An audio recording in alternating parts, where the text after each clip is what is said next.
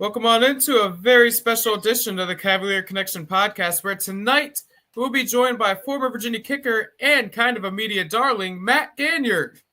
What made him want to play college football at 34 years old? What's more pressure, landing a helicopter for the first time or your first college kick? We'll find out all that and much more starting right now. Before Matt joins us, Jay, have you seen some of the deals at Minter's recently? As much as 65% off of select merchandise? Yeah, the crazy deals going on right now at our favorite store, Mentzer's. Love them. Absolutely. Some great deals going on. Whether you're coming to town for graduation, which is coming up in a couple of weeks to pick up a student, or maybe to visit some old friends, Mintzer's has anything you could need, from shirts, tees, hats, to even UVA party supplies. Stop by and see our friends at Mintzer's and tell them the Cavalier Connection sent you. All right. We want to welcome in tonight Matt Ganyard. Thank you for joining us tonight. How are you doing? My pleasure. Doing well. Happy to be here. That's great. We're so glad you could join us. First things first, thank you for your service. Jay and I both have fathers that were in the military, and Jack has grandfathers that were in the military. So we thank you for your service. Oh, it's my pleasure. Definitely my pleasure. I think most UVA fans have heard some of your story, but a little background, and correct me anything I'm off on, but you went to UVA out of high school. You played soccer in high school, but not football. Started kicking a football as a freshman, tried out as a sophomore in 2009, but got cut. And that would have been Coach Groh, I'm correct? Yep. So what was Coach Groh like, and did you think you had a shot? Yeah, I only got to meet Coach Groh briefly when we went in to, sign the forms as, students just wanting to get out on the field and practice and, sign whatever papers they wanted us to sign. He walked by and just introduced himself. It was the second year at the time, the starstruck, oh, Coach Groh's right there. Yes, sir. Yep. This is awesome. Thanks for having us type thing. So didn't get to really interact as much as I would like to, but he did send during the season while I was playing, he sent a nice message through the comms team. He had heard about the story and knew I had originally tried out while he was the coach, and he sent a really nice message just congratulating me on the story and the perseverance. So kind of came full circle when I got that message for sure. Yeah, that's awesome. Yeah. Cool. So to continue, so you graduated from UVA, you worked a job in DC before deciding to join the military, where you flew Cobra attack helicopters. Somewhere along the way, you got married, had 2 kids. We'll talk more about your piloting experience shortly. But after your military service, you returned to UVA in 2023 and discovered you still had that 1 year of athletic eligibility left, thanks to the pause in eligibility that occurs during active duty service. How did this come about? What was this process like to join the team? Did you just straight up try out? Did you contact people? What was that process like? Yeah, so it was really strange. 2 or 3 years into my Marine Corps career, I thought, okay, if they had me on an 8-year contract for aviation. And so, that puts you about 10 years in service, and you think, okay, do I make it a full career at 20 and get the nice retirement? I'd seen the great things of that side of things. My dad served 28 years himself as a pilot in the Marine Corps. So I saw the great aspects of that. And so I knew what that option was, but I also thought, okay, 10 years down the road, what do I want to do? If that's the first professional chapter, what would be next? And I knew the GI Bill and how incredible that is, the opportunity to go back to school for free, have a stipend for housing. It's too good of an opportunity to pass up, in my opinion, if you're getting out and it makes sense for what you're trying to do. And so, this was still probably 7-ish years before I was getting out. I remember sitting probably 2015-ish, thinking, what are the rules on this? And so I started reaching out to some kicking coaches, and they said, you might want to check the eligibility rules. It's like probably a good thing to do before I go down this rabbit hole. And so I looked it up, and weirdly enough, there's a caveat that you mentioned that, if you go active duty, it's the same caveat that if you do some kind of religious sabbatical, you see a lot of students from BYU teams do this. You go away for 2 years, their clock doesn't run while they're going. And I think that was a big eye opener, is that I think most of us probably thought, it's you have 5 years to play 4 seasons, whether, you graduate or not, but it's the running clock from when you start. And so that was okay, it's a running clock. How can I, is there a way around it? And that's where the military service thing came in. And so I figured out, I sent a message, or I called the NCAA eligibility. This was the clearinghouse way back when that was a thing, and called them and said, hey, what do you think? If you're understanding my situation correctly, is this right? And they said, everything you're telling us, it sounds right. But really nobody had done it before. Not that I really knew about. And so it wasn't until probably 2021-ish, there was a student at Vanderbilt. He was active duty Navy. I believe he played tight end there. He played undergrad at Notre Dame, went to Vanderbilt. He was still active duty, was there for business school himself, and he was able to play. He was able to use that extra year. And because of that, it was kind of proof of concept that, okay, this rule I've been, I'm not a law professor. This was well before ChatGPT, and I could just ask AI if this is a real thing. This was hey, I think I'm reading this rule right. Let's find out. And so it was kind of just going with this idea that this was a thing. And so under that assumption, I reached out to coaches probably 2-ish years before I was getting out, just to say, hey, this is my story. This sounds really weird, but this is what I'm looking to do. Is there any interest? And for me, it was a very small set of schools. I made a deal with my wife early on. This was, if this was going to happen, it was not going to sacrifice, what we could do as a family and setting myself up professionally. And so it was a, hey, here's the schools that I'm looking at for business school that I think makes sense for us to, I'm taking 2 years off of a job. That's with a family, no income for 2 years. That's a big jump. And so you can't sacrifice just to, go live out a dream, or at least I wasn't willing to. I had to make the school the priority. And so, UVA and Darden is an exceptional school, and I was very fortunate to get in there. And so it was a small set of schools that I was looking at. And, as I was looking at UVA and applying, I reached out to the special teams analyst, Drew Meyer there, and started to get a kind of relationship and said, hey, this is what I'm trying to do. I think this could work. Is there any interest? And, did that at a few different schools. And lo and behold, UVA and Darden was where I ended up. And so to answer your question, there was no tryout, weirdly enough. I had sent him film, had showed him what I could do, just, live streaming to him and other coaches. And they trusted the, coaches I was working with. I was working with a few former pros, Nick Novak, John Carney out in San Diego. And so I think they kind of take their word for it. There's ranking camps. I was working with, again, ranked at Chris Taylor and kicking with, other high school studs who are now, I look over at Texas, you got Will Stone, who's the kicker there this year. I remember kicking with him at a summer camp. It's just really weird how I was kicking with these 17, 18-year-olds who are now, on the national championship stage. So long story short, tryout, just kind of here's the film. Are you willing to take a chance? And, the numbers lined up and it all worked out. And that's unbelievable. So you joined the team the season after the tragic shooting, took 3 lives of the football team. So you had that opening kickoff against Tennessee, the first game back. They postponed the last couple games of the season before, right. But you had that first kickoff. That moment felt so huge for all the players, coaching staff, fans, students, anybody involved. Just was an unbelievable moment. As best you can, what was that entire day like? From pregame to kickoff to even after the game, even though the Hoos lost?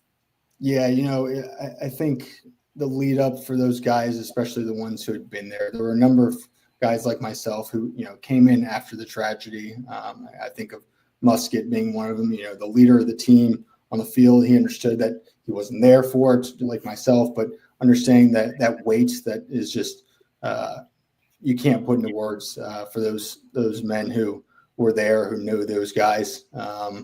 And so certainly that was heavy in the air. But I think everyone, once you stepped onto the grass, stepped onto Nissan Stadium field, it's time to play ball. And I think I won't speak for the rest of the guys and the feelings and emotions they were going through. For me, I was obviously going through a whole whirlwind of my first football game ever and just figuring out that whole thing. But, it had to be obviously on the forefront of their minds. And it was certainly on the forefront of my mind when you walk out of that locker room and, you see the flag of Mike Hollins carrying it out and those numbers, and you can't help but understand that it's bigger than football, and obviously we would have loved to come out with a win that day, but I think for those guys to even step out on the field, that was a huge step forward and a way to honor those three men. Yeah, I think just playing the game, was the win, getting back out there and not letting that evil win, Right. 100%. But, yeah, so you were, 34-year-old husband, father of two, in a locker room with 18 to 22-year-olds. What was that like? I probably as weird and funny and all the above as you can imagine. I think the first day I stood up, I walked in, first day of fall camp. There were guys looking at me like, who's the new guy in the locker room? Is that somebody's dad? I don't know. A lot of just weird, glances my way. And then we stand up we do the first meeting of fall camp, and last few minutes, Coach Ellie goes, "Oh, by the way, I want to introduce, Matt Ganyard. He's going to be one of our new kickers. Matt, introduce yourself." And the minute I say 34 or two kids, you can just see the eyes of these guys be like, "Excuse me?" And so it was, the next fall camp, the 2 or 3 weeks of fall camp was great for, slowly getting to know the guys. And I think they slowly realized that, 34 years old, but at the same time, just a guy. And so it was very cool to have those walls kind of come down and then start to treat me as just one of the guys, because, coming from a place like the Marine Corps and a ready room in the aviation side, you have that tight knit community. And so when you leave that and, find your way into a locker room like what I had, it was very surreal to find that transition. Yes, the age is different, but I was also working with, young PFCs and Lance Corporals who were working on the aircraft and, flying as crew chiefs and the Hueys, that were 20 years old too. So it wasn't completely foreign to me at that point. Right. So I'm sure they gave you an affectionate nickname. What did the guys call you? Pop Pop, Unc, Grandpa. I think Unc and Pop Up were the ones that were throwing around the most. I think a few learned the call sign from the Marine Corps, and so a few used that one.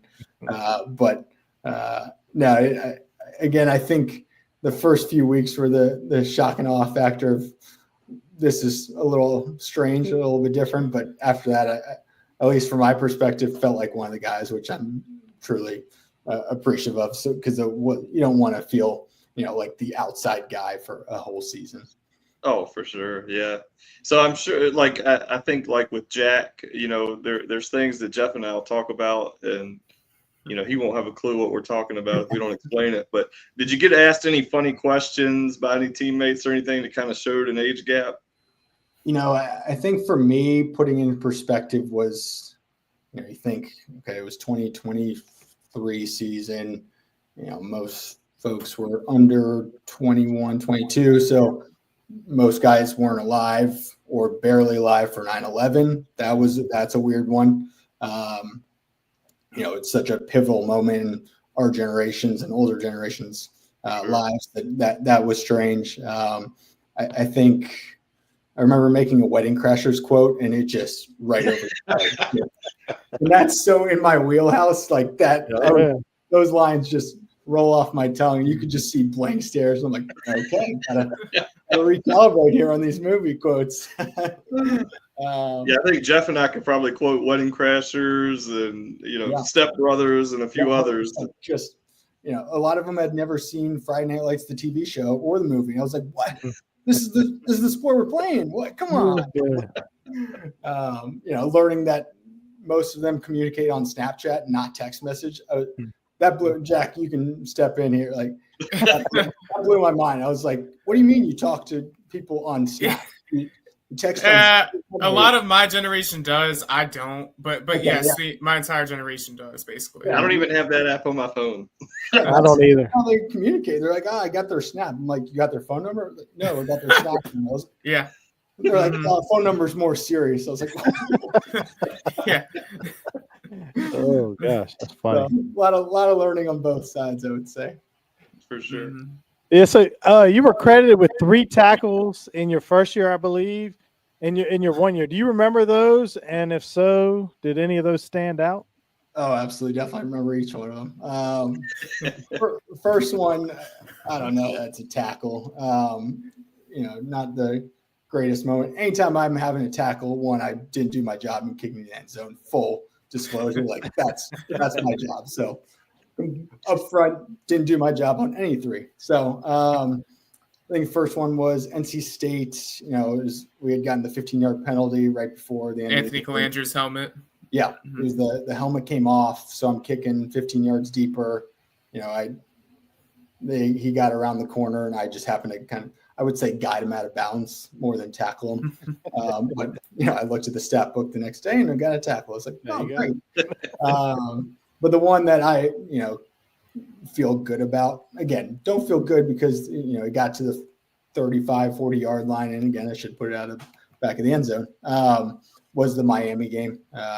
It came up the middle, and it was completely reactionary. Like, it's so fast. Like, I remember the Tennessee kickoff. I was just like, oh my gosh, that is so quick. It's just, you don't have time to think. I'm just trying not to end up on not top 10 Sports Center, just getting my head off, like, keep my head on a swivel type thing. And all of a sudden the guy comes through the hole, and I was able to, I think he was slightly off balance, and I picked him up and kind of threw a wrestling move on him. But it was like, I'm showing my kids that one day. Like, that's right. Going.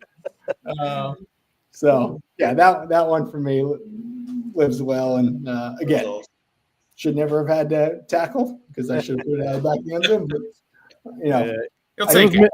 it was meant to be so you have something to show your kids one day. Yeah, exactly. That's all it was for. That's Obviously. right. What was more pressure, the first time you landed a helicopter or that opening kickoff with Tennessee? Probably the first helicopter flight. There's a phrase when you're flying a helicopter, because we start on planes.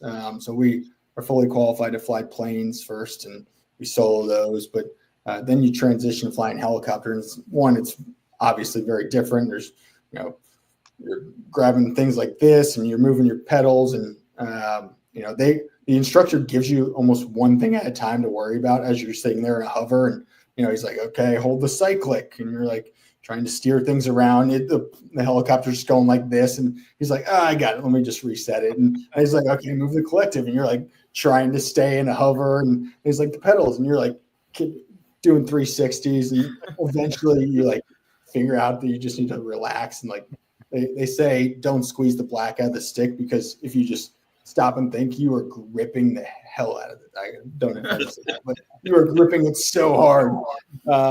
And so, that just getting down from that flight, you're just like, I'm going home and taking a nap. I am exhausted right now. It's, an hour and a half flight. The Tennessee kickoff was a whirlwind. And I think the leading up to that day was, you had the butterflies, but I was pleasantly surprised at just running out on the field after I figured out, how to figure out whether we're kicking off or not. Just running out of the locker room, I looked to the guys, I was like, so how do I know if we're kicking off? Like, you'll know. We'll figure it out. Run out, do the stuff and look over, and they're like, kickoff team. Like, all right, first play. Let's Band-Aid off real quick. But I was pleasantly surprised on just getting out there that, I think there are a lot of overlap from military and flying and just being able to compartmentalize.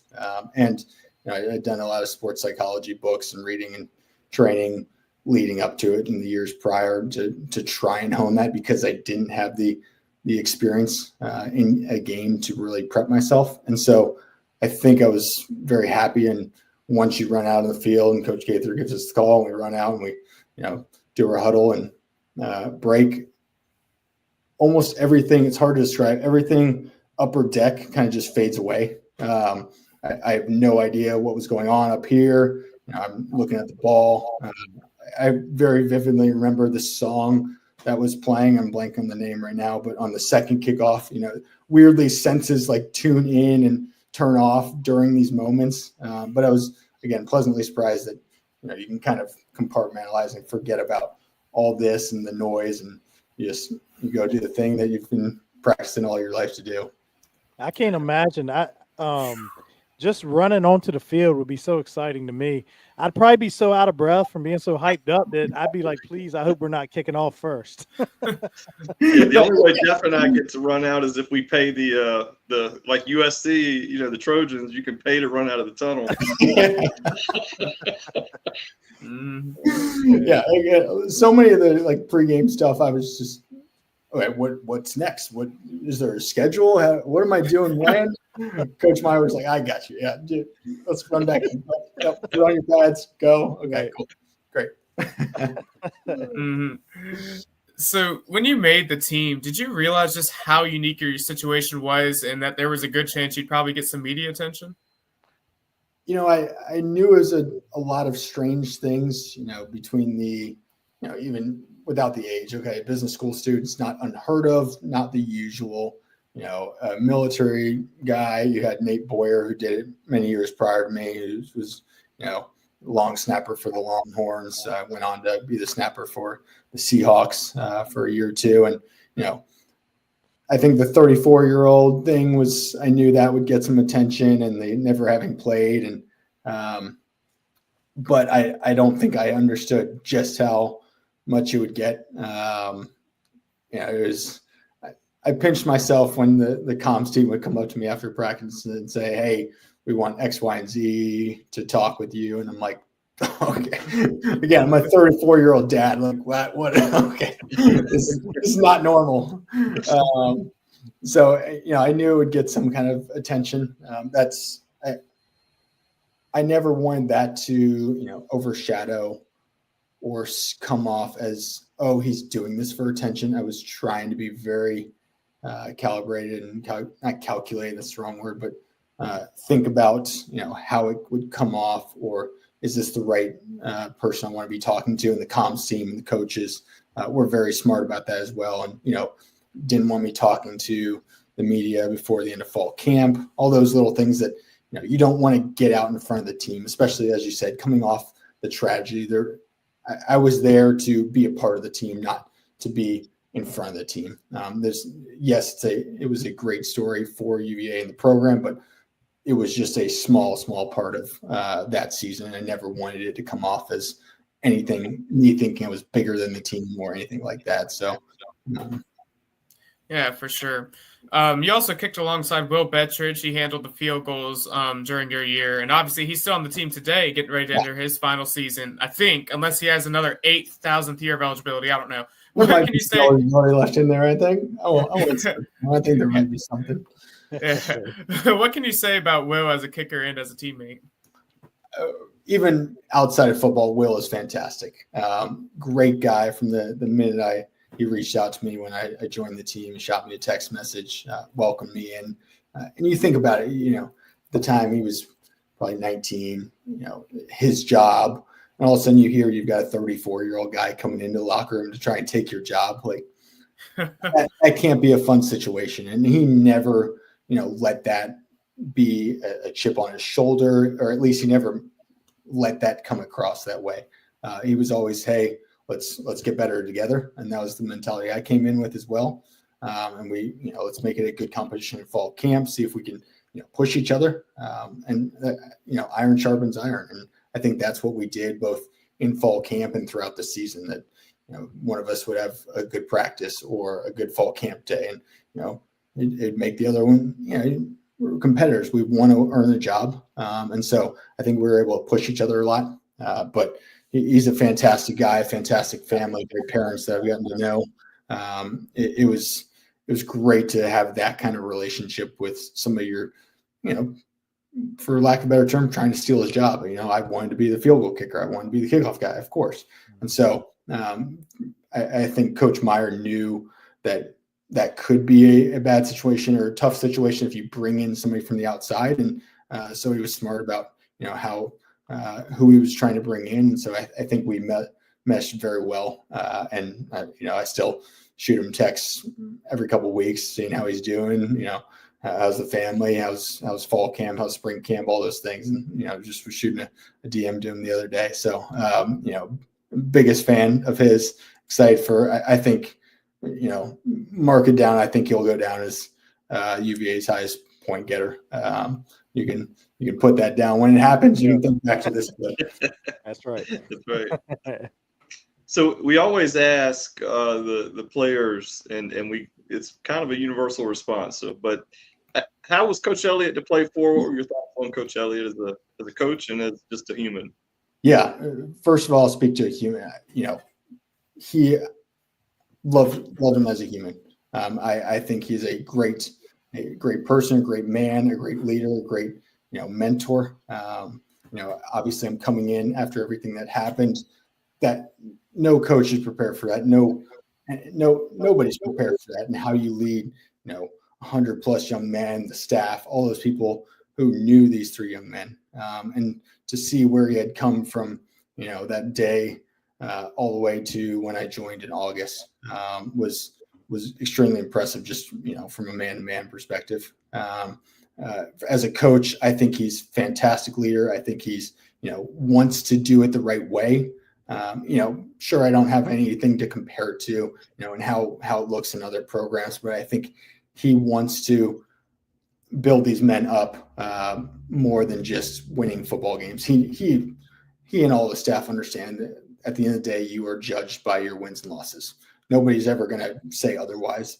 But I think he also understands his job for as long as he has a job, and I hope it's many years after this that it is his duty to grow these men as more than just football players, because I think we've probably had 6 or 7 sign either contracts or minicamp invites, but that leaves a lot of guys out in the rain who football ends that day when the last whistle goes. So he understands that little things that teaching them when to learn golf, because that's kind of a thing of business, because these guys need to be able to go out in business settings and play golf. Having suits to go to interviews. They've made a big push with getting internships of some sort. That's not all just Coach Elliott, but he's helping spearhead this, because the average athlete doesn't get to have an internship every summer like everybody else, and so they're working full-time jobs for 4 to 5 years, and they come out of school, if they're not going to the NFL, they're almost at a disadvantage. So I think from a man-to-man perspective, I think from a coach perspective, I think he's phenomenal. And again, wins and losses, no, it's not where anybody's wanted to be. I think we've seen a strong trajectory on the right path.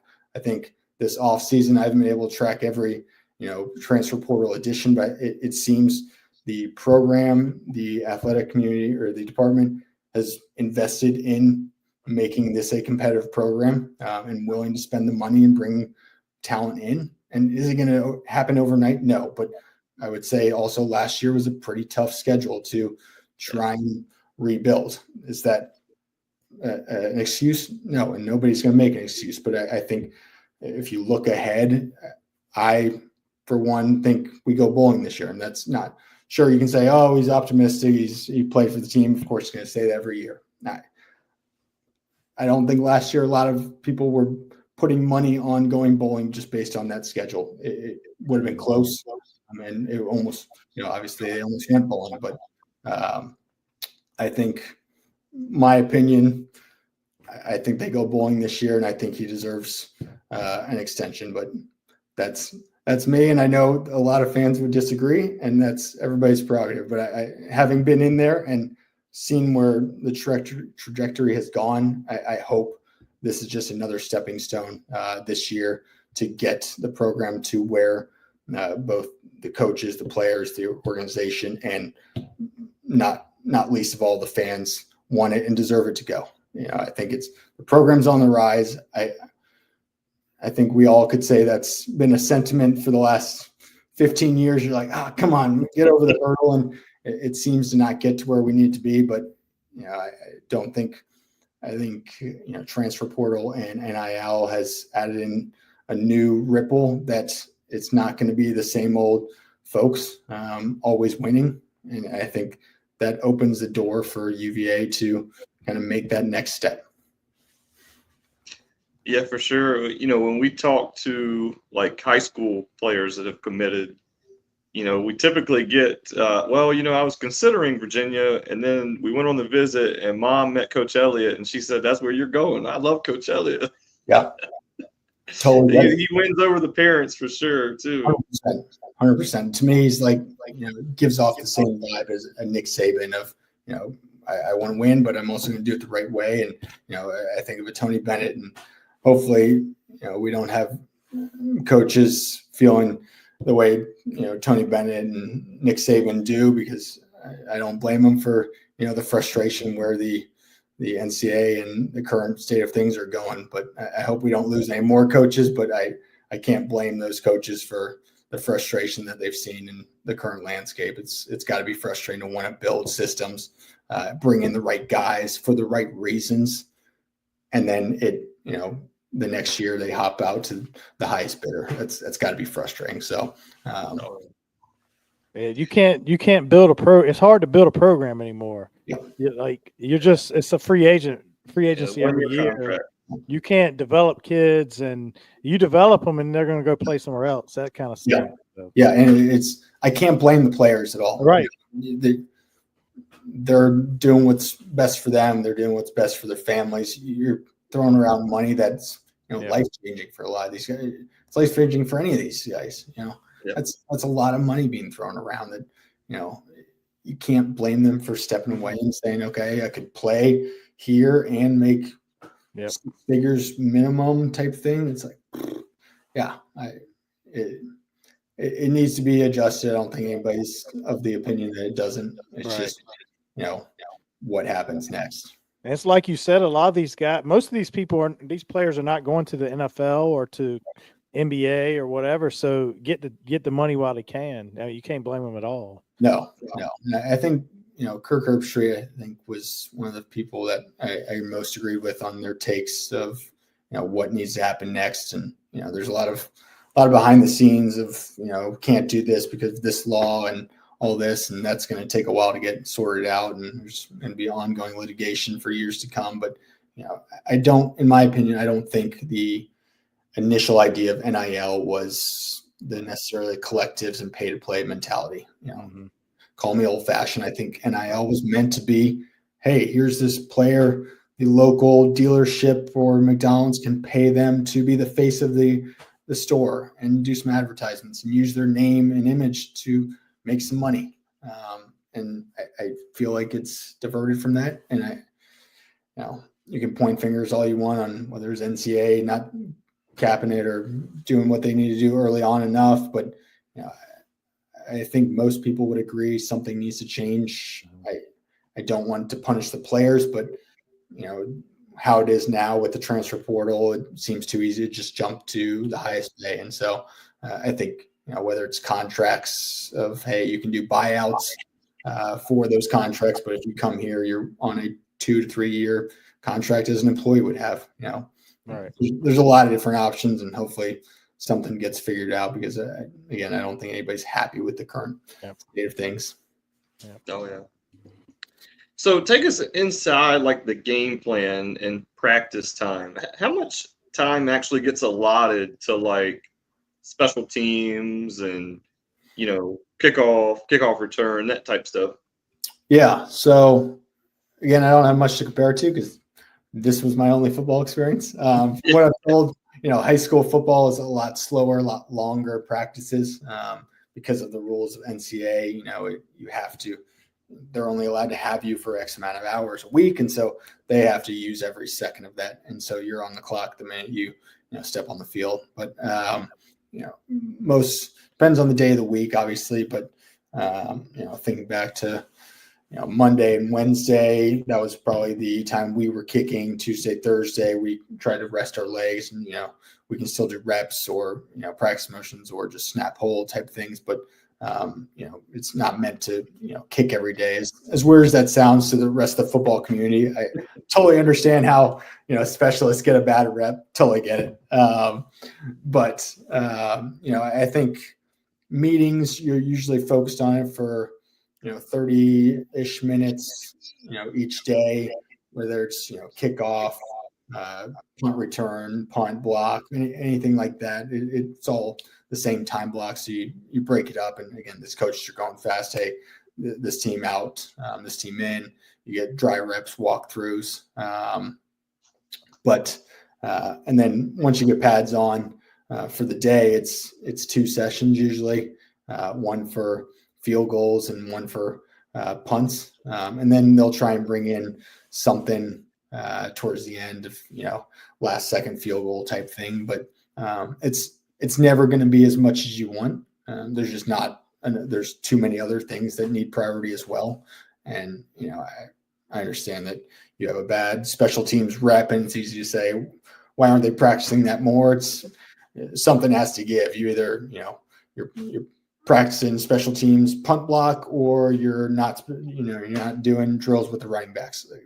You can't have both if there's a set amount of time. And so the coaches are always trying to maximize that as best they can, and while still being smart on what the scheme is for that week and what's new and what ripple they've got and how do we implement that and how that makes sense. So long story short, not as much time as you would hope, but 20-30 minutes, in meetings, and then probably 2 periods, which usually the media is there for practices. Whenever you see, Jackie out there commenting, it's usually something, we saw field goals, we saw kickoffs, and then something with the QBs that before they kick the media out.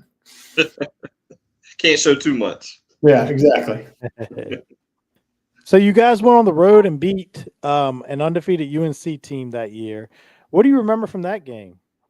Oh, happiness, just happiness. I remember walking back out after the locker room celebration, which was, again, just a blast in there with, so many guys that just earned every bit of that. I'm so happy. I remember giving Dr. Carla Williams a big old hug walking into the locker room, just a huge bear hug for like 3 seconds, and then continued my way in because I knew how much that meant to her. Again, the program, I think for some of the younger guys, they may not have fully understood having never done that. Maybe they did, but being a long time UVA fan, I understood, having never gone on the road, being a top 10 team, and being able to do that against a team like UNC, I think there's very few teams I would rather have done that against besides obviously Tech, maybe Maryland. As an old time ACC guy, maybe Maryland would have felt really good too. But the big plays, the interception there at the end, just so many moments throughout the game. And just after I FaceTimed my wife wasn't able to make it down for that game. And so I FaceTimed her from the field with an empty stadium afterwards. And funny enough, when we just had our 3rd kid about a month ago, and we had him at the UNC hospital, and our room looked out onto the stadium. Oh, wow. I've got a good picture. It's like, I have some memories right there. There you go. So it very full circle for that moment. But yeah, it was a huge moment, I think, for the program. And, I would have loved to be able to get another win at Louisville. I think, that one slipped away to lose that one in the last few minutes. I think that would have been, I think they were 11 at that point, if I remember correctly. So that would have been, beating an 11, beating a 10 team on the road. Another environment that environment was pretty awesome. They were a loud crowd in a big stadium. But yeah, both those games stick out in my mind for sure. That's awesome. Congratulations on the new baby. Oh, yeah. I'm sitting on paternity leave right now, so there you go. We're keeping you from sleep right now. Yeah, I'll be up in a few hours if you want to jump back on this podcast. Your story's so unique and special. What do you consider the greatest lesson you learned through your decade and a half journey to college football? I think the word that comes to mind, I've probably said it in some kind of past interview, is just the perseverance. there were so many times that so many people said that can't happen. That's never happened. There's no way. You've never played football. You'd be too old. There's rules against that. No coach is going to take you. You can't do that while at business school. So many people, NCAA declining my waiver initially. I don't talk about that often, but we applied for the extra year of eligibility because I wasn't able to do it my first year at Darden. NCAA said no. We appealed it. Got that appeal 3 days before fall camp. And so, if this was I think to an ESPN game tracker of the probability of a win, if this was a probability of this dream happening, it was down to like the 3%. Like at UVA, Louisville basketball, when Dre Hunter hits the shot, it's like down there. It's like, this is not happening. Yeah. It happened. But just so many people throughout.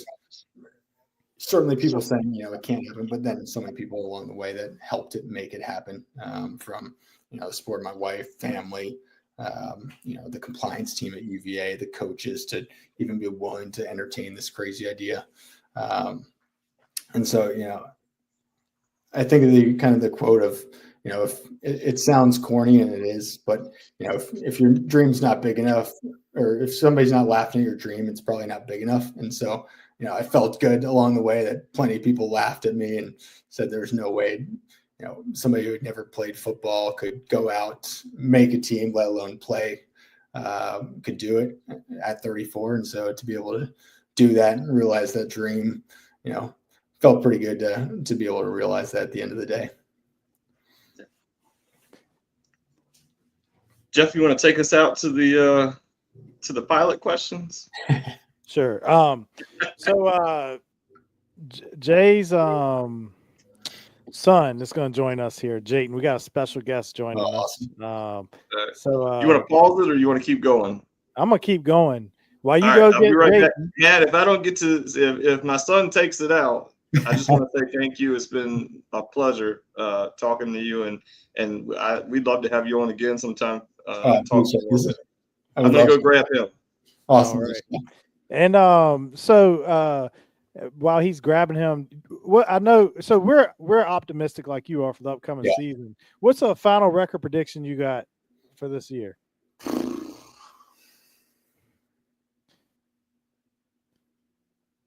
7 wins. 7? Okay. 7. Again, somebody's gonna be like, "Oh, it's optimistic. He's played. That's not realistic. Show me the wins." I've looked at the schedule. I think 7's very reasonable. Yep. Yes, that probably means we steal 1 or 2 that we aren't projected to, but there's enough that we should win. There's enough that are coin tosses, and there's winnable games to get to 7 reasonably, I think. Yeah, I see 7 or 8 myself. Yeah. And the big one, if we could just get Virginia Tech this season. 100%. Yeah. For trying to keep this conversation on the tracks, that has to happen. Yeah. Everybody understands that. Could.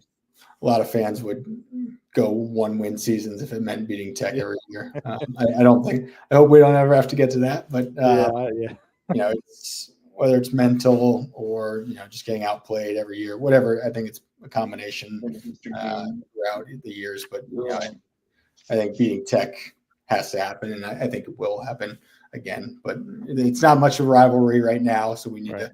To me, it's what the Michigan and Ohio State was for a number of years. I think this is our year. Yeah. So I do want to welcome in. It says Jay Ballard, but it's actually, I think this is Jayton Ballard.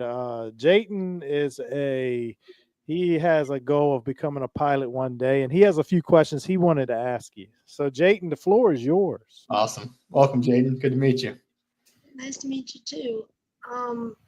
I just had a few questions for you. Yeah. So, what kind of training do you have to go through to fly a Cobra?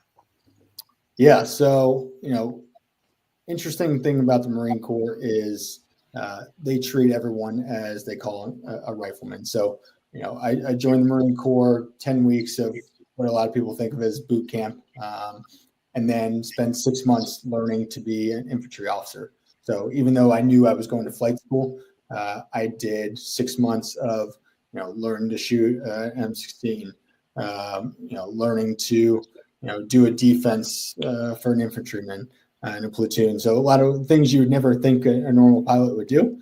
For me, it was it was, 6 months just learn what other, Marines I'd be working with and supporting on the ground would be doing, and gave me an appreciation for that.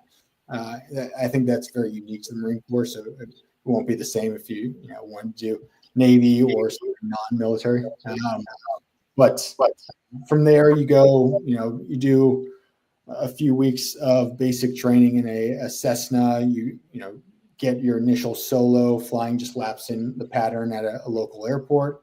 You then, and this is dated, the programs may have changed. It's now been far longer than I expected, about 10, 12 years since I was doing this. But then you kind of do 6 weeks of a ground school. So, learning aerodynamics, learning weather, learning all the things you want to have a basic foundation, because you've got men and women coming from all different backgrounds. I had no aviation background. My dad flew F-18s. So you're like, oh, he's got an aviation background.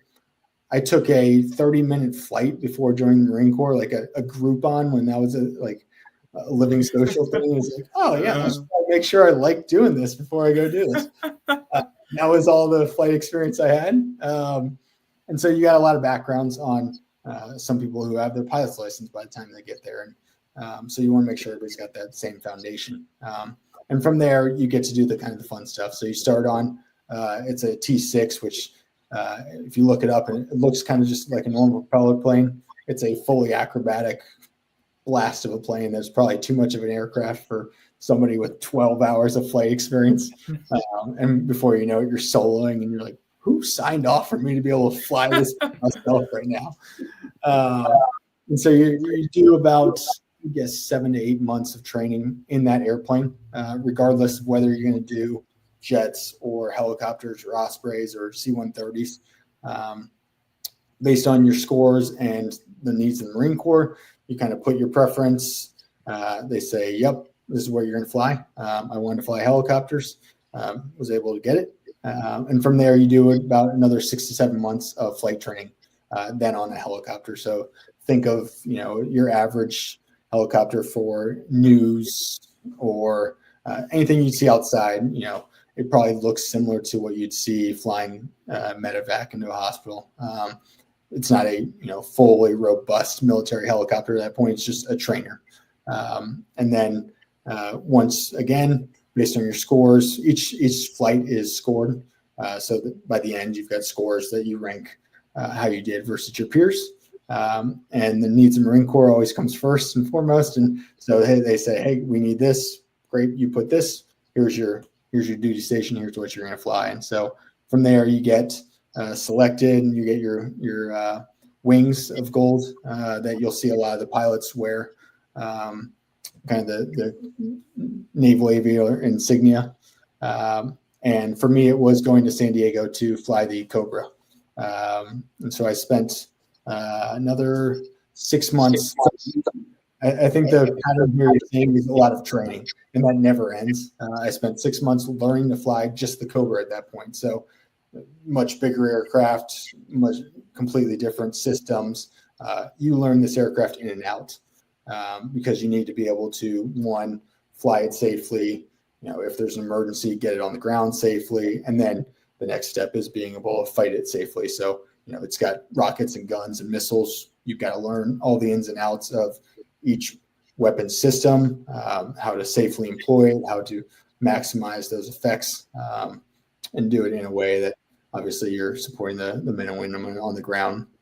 And then after all that, so if you're keeping track of the clock, it was about 2.5 years before I'm even in what you think of a normal squadron, where you're just then progressing. But again, even after that, you're always learning, you're always studying, you're always learning that next qualification.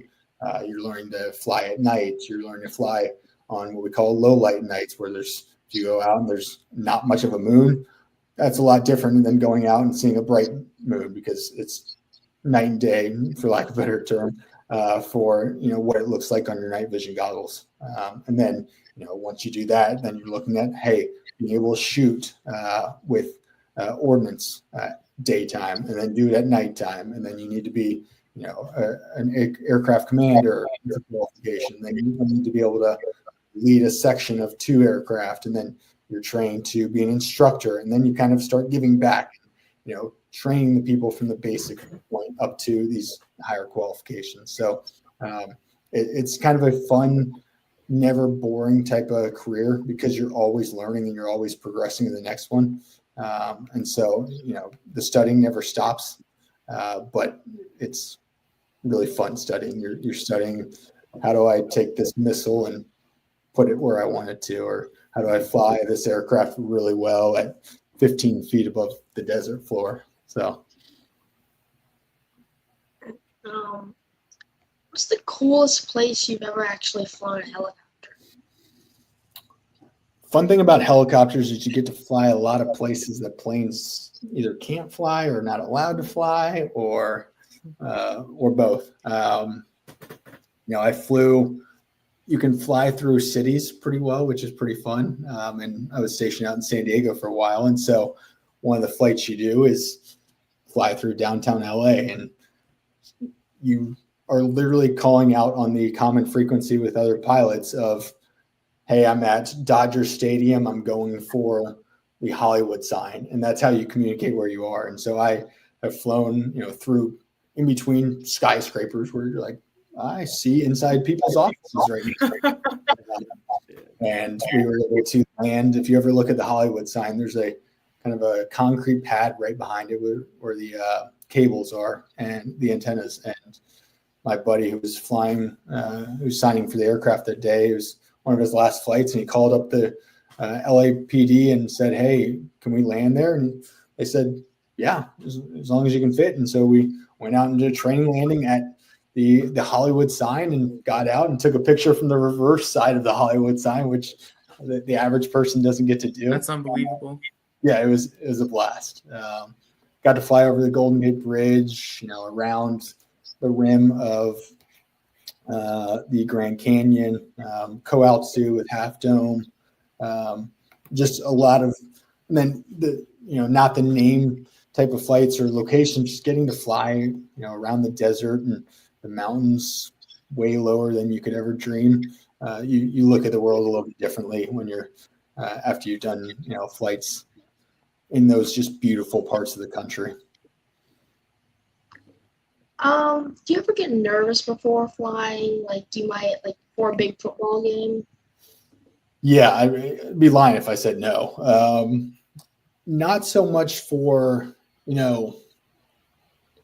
fear or anything like that. I think those nerves kind of go by the wayside pretty quickly. You don't have time to be nervous or thinking about, oh, what if something bad happens? You're trained in simulators and practice flights and to make sure that you're prepared to handle if things go wrong. It's more, every flight is an evaluation of some sort in a weird way. And so, I would fly with some instructors who, we thought were hammers, and you're just going to get crushed in the debrief of, that was a terrible flight. Why'd you do this, and this, and don't ever do this. And so it's almost like every flight is a test in a weird way, and you want to perform because, we take it very seriously when you're, it's not just taking off, flying yourself and your buddy 2 hours and landing. You're taking off. We're trained to fly and support Marines on the ground. And so to do that in a safe manner and employ ordnance that's very close to friendlies is a serious business. And so you have to have that high level of standard. And so that's where I think the nerves come in. I think the first few night flights or first time you're landing on the boat, you certainly get the jitters. But after that, it's a confidence without an arrogance. I think the most dangerous pilots are the ones who don't have some kind of, not fear, but recognition that's, one false move or one overconfident maneuver could mean a lost aircraft or lost life. And so you're always combating the overconfidence as well. Have you ever had to do something like really brave while flying? It's a good question. In my mind, I don't. It feels weird to say anything I did is brave. I think I see it more as just courage, and it's something that every pilot needs to be able to do, and that's kind of call out when something's not right or unsafe. We fly. We have 2 pilots in the aircraft in a Cobra, and so one's ultimately responsible. They're the signing member, and they kind of take responsibility for the aircraft. But anything you do affects 2 people, if not more. The other people in the section of the aircraft or the people on the ground, and it's a heavy responsibility when you sit and think about it. And so I think it takes a lot of courage for any pilot, myself included. If something doesn't seem right in a flight, you voice it. You don't shy away from it. It's not comfortable to call out a buddy or call out a senior person, and you do it in a way that is professional. But you have to have the ability to understand when to call something out and make sure it's fixed, because again, it's a dangerous business for both the pilots and folks on the ground. So having that level of professionalism and being able to voice something if it doesn't seem right is it's easier said than done, I'll say. And my last question is, what advice would you give to somebody that's my age hoping to pursue a career in aviation? Yeah. Make sure you're doing everything right outside of just focusing on the aviation.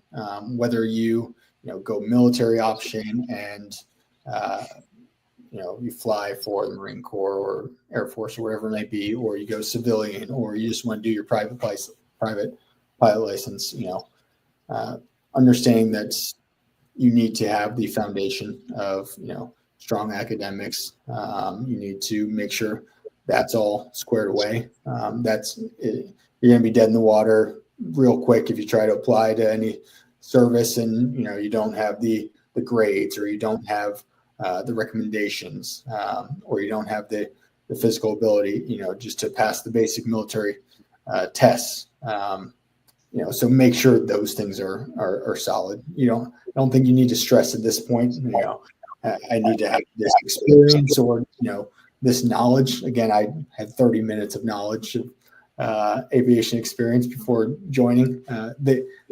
They want to teach you. Sometimes it's easier for somebody to come in with no experience because you have no bad habits. So just making sure you're doing the other things right. And again, that's academics. I feel like an old man just being like, oh, make sure your grades are in order. But I'm telling you, it's getting so competitive. If you're looking at military and even the airlines, you need to make sure you're an all-around sound candidate for these companies, if they're airlines or these, in a way, companies in the military services just invest time and resources on you. There are a lot of people trying to do it, and so making sure you're as competitive as possible, a well-rounded candidate is really going to go far. Did you get all your questions, Jayton? Yeah, but the good thing is I don't have to worry about grades because I actually just got inducted into the National Junior Honor Society. Good. There you go. There you go. You're right on the right path. So just making sure you're hitting those wickets along the way, and making sure that is a priority, because there are a lot of different options to fly. Military is a great one. It's great for many reasons, but they also pay for your training. Airlines, there's ways to have them pay for it, but a lot of times you're, paying your way initially, and then you're instructing and trying to earn your way that way because you ultimately need a number of flight hours to get the qualifications to apply to airlines. And so, making sure you're hitting those wickets along the way and getting the sound foundations of academics and everything's all squared away for that. It's going to set you up for success. Well, Matt, this has been a pleasure. We really appreciate your time tonight. Hopefully maybe during football season, we could catch back up, and I would love to. hopefully things are going great during that time. But Maybe get more sleep by that point. So that's we'll right. see. That's right. That's right. I know you need some sleep now, but we really appreciate your time for coming on, and we really enjoyed it. We hope you have a great evening. It's been a blast. Always happy to talk UVA and UVA football, and I appreciate you all having me on. Thanks so much. Have a great evening. Thanks But very much. actually, And we thank Matt so much for joining us tonight. It was fun to talk to. Loving to hear the football stories and little pilot stories. Did he help you out any there, Jayton? yeah, just encourages me more to That's keep good. going. That's good. That's good. outstanding. And his story, like we said a million times tonight, unbelievable story. One of the most unique college football stories of all time. I would be the first to say, even though I'm a little biased. But man, just hearing his journey, I mean, that guy did so much military service, and he turned around and played college football at 32 years old or whatever it was. Outstanding, unbelievable. Loved hearing from Matt. I had one more question for him, but I didn't want to ask a silly Well, we wanted to question. make sure Jayton got his questions in. Well, I didn't want to ask a silly one, but I did want to know when he was in the Marines if he played sports for the MWR athletic department. Unbelievable. Matt, Unbelievable. if you're watching this, you can shoot a message, but that's what I do for a living. I oversee intramural sports for MWR on the naval base. So I didn't know if you were dominating in the soccer field. We always tell some of the guys who come out and play in our basketball leagues, I know they think there's a scout there watching them play and potentially going to pick them up, but your story, it says that there's still that opportunity out there. So, of course, we have all Navy sports, and I know they have the Marines and the Army, and everybody competes. So that's pretty cool. But that was the one question I did want to ask him, but I wasn't going to sway away from the UVA sports. So, Yep. But I think that's going to wrap us up this evening. Thanks for tuning in, and we will see you guys probably a little later in the week. Have a great night. We'll see you, Jake. Hoos! Go Hoos.